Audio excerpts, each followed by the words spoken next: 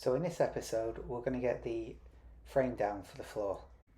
So I'm going to make it up in 4 sections.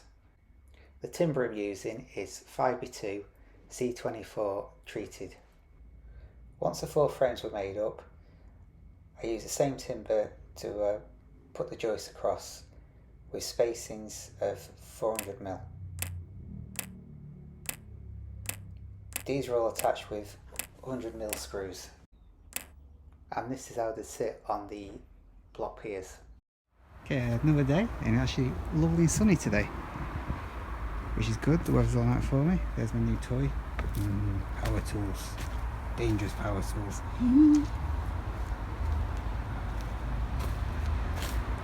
So we fixed the outside of the frame up, and now we're putting in the joist in the middle, which I'm doing 400 gaps, which I'm using.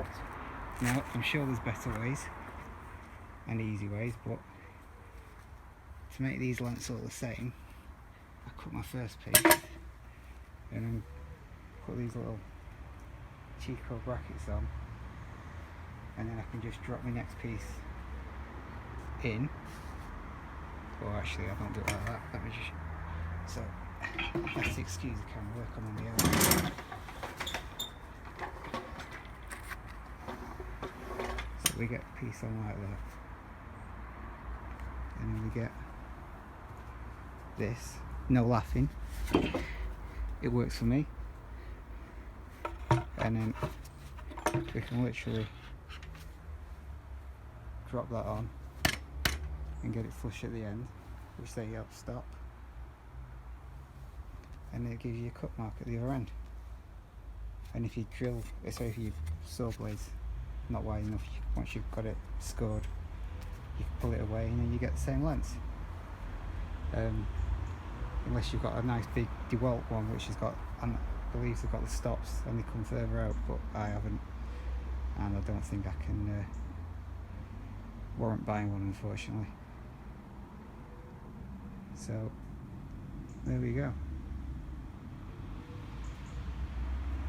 And I think we may have a barbecue tonight.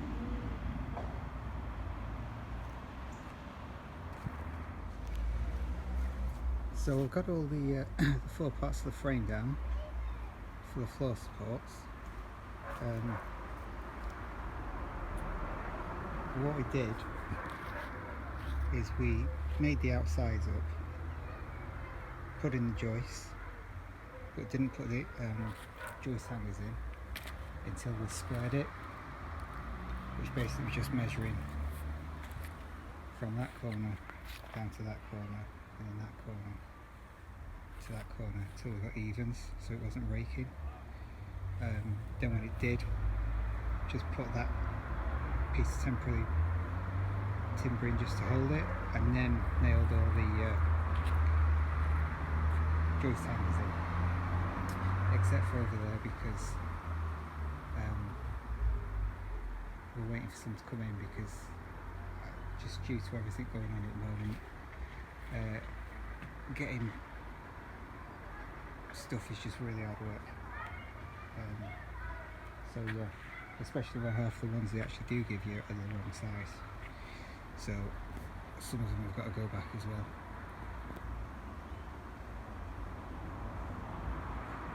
So that's where we're up to at the moment. What I'm going to do to join all these, I was thinking probably not on every one, but we'll actually put some bolts through if they line up enough, and then bring them through there just to bolt it all together. Now, because I did 400 gaps instead of 400 centres to maximise the usage out of the insulation, I did have to put in some extra supports so the flooring on the ends was supported. So that's what these are. Good morning, YouTube. Right, I didn't do a lot, well, I don't think I did any filming yesterday, so apologies for that. But basically what we did is we got the chicken wire on underneath, which is acting great for that tree, which has seen better days. But it's going to stop any small, well, bigger rodents. I think mice might still get through there, maybe, to give you an idea. But we're going to put some thinner stuff down the side, but it was a lot more expensive, so that's why I've not fitted it under there. It's marked as second measure.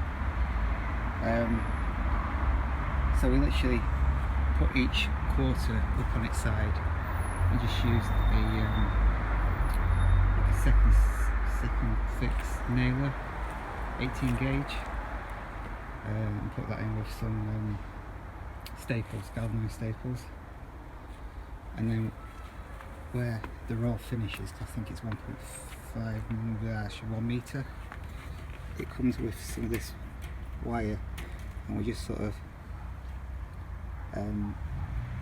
sewed it together, I suppose, is the way, and then we did the same just over there. And then once I got all 4 done, I got these 2 sections down at the end. Come back and out to see there. So that section and the one behind it, and then I've put the full length in to attach it all together down that side, like that. So that'll give me a double width on the edges, which will support, which is 90, and because we're using 120 timbers, it's pretty much all of the bottom plates of the stub walling taken into account. The reason we're using 120s is because my wife wants 100mm insulation on the side, and obviously 2x4s don't quite come out to, I think it's about 95. I think you can get true 100s, but I wanted all the cavity to run cabling through, rather than to take it through the insulation. And then to fix them, we drove some through there. I'll just show you what we used just for fun. These big bad boys. These are 200mm. I think they're actually called decking something covers. I'll put a thing. I've used that type. Usually they've got the big hex on, just so they're more flush fitting.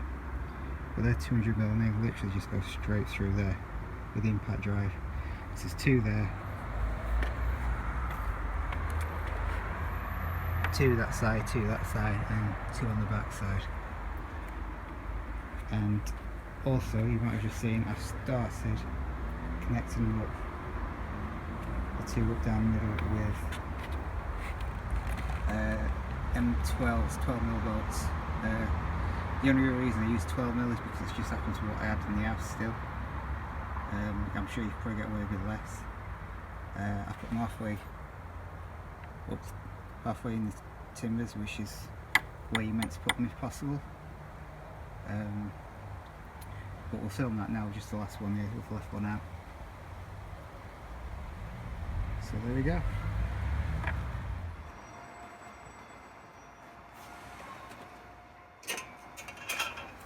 So I'm just going to measure halfway, which is typically 400, not centres, needles, that way you get the most out of the insulation. It's very expensive.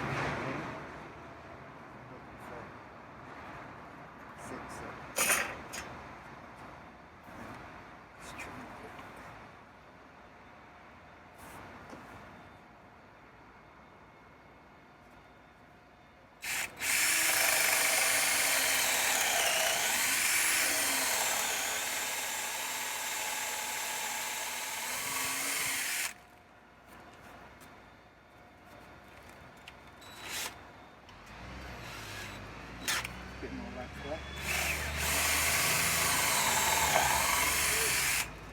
Yeah, done.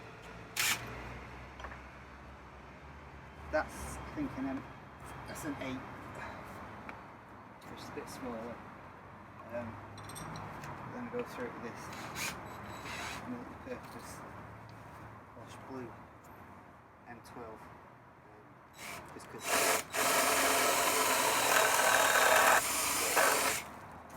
tends to kick out a lot of that on the other side and make a bit of a mess. So then we'll just get a little bit of wood preserver, which is probably overkill, but we've got plenty. So just use a small brush and literally shove it in the hole.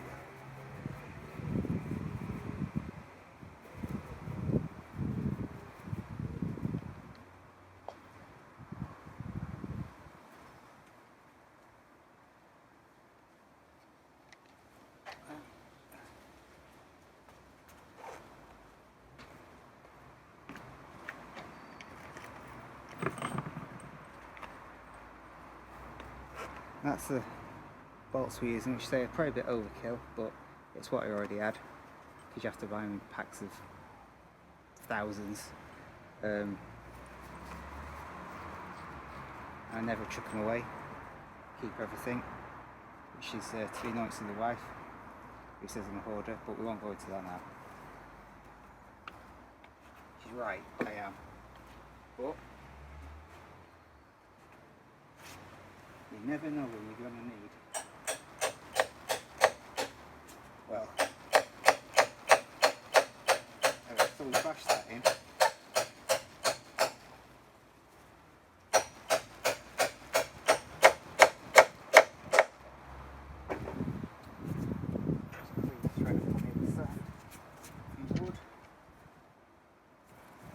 Washer.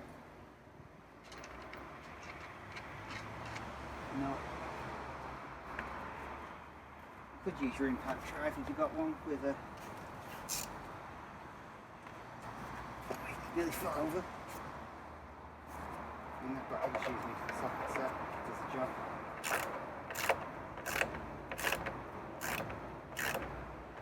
We've got a little bit of a ridge there which I couldn't manage to get out, but it's that max couple of mil. Which we're going to put the flooring over and take that. No problem.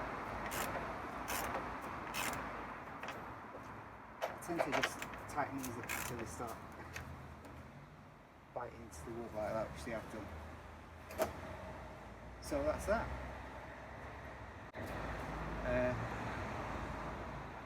Next, oh, and I've taken the cross braces off now. I've got it attached because it's not going to budge that way now. So we've done this side, we'll move on to that side, put the end piece in, put the bolts in across, get rid of the end braces, and then we'll put them together, which will video, although it's basically the same as this. And then we're getting close to being to put some little pieces of wood in, which we can just use to sit the insulation so it comes flush with the top. So say it's 100mm, these are 120, and we run it up against the floorboards.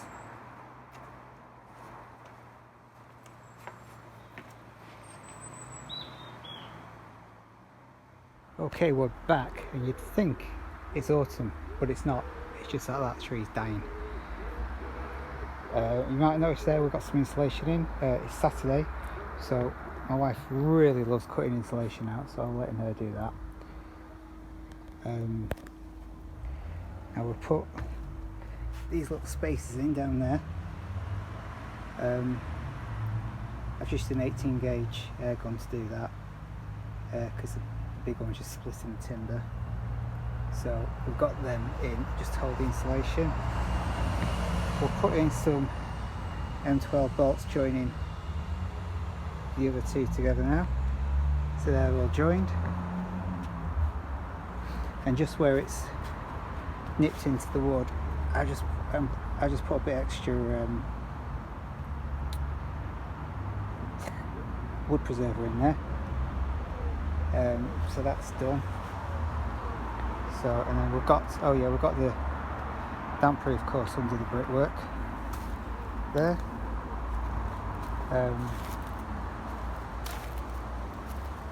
What have we got over here? So over here I'm just putting that plate in there. That's literally just an M8 concrete bolt. The reason we use them and not road plugs or anything like that is so we don't split the block. And then I'm just going to use a mixture of screws and M8 block. That's an M8 concrete screw. We use them so it doesn't blow the block.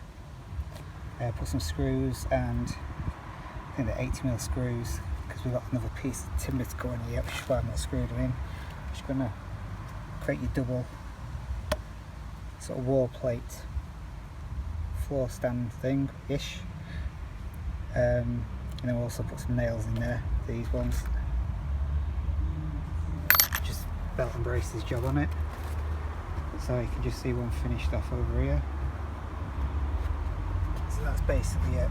I'm only putting the one concrete bolt on the bottom because I'll be honest, with the weight on this, it's never going to move anyway, so just that's tight down. I'm just putting one of them on each of the piers, so that'll be 9.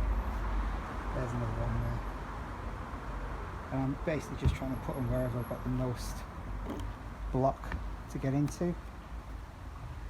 So you can see there's more block on this side than there is left on that side. There's not a lot of difference, but I figured closer in the middle, less likely is to start blowing anything out, which we don't want at this point. So that's where we're at. So once all the insulation was placed into the flooring, I then used insulation tape to tape over all the joists to create like a vapour barrier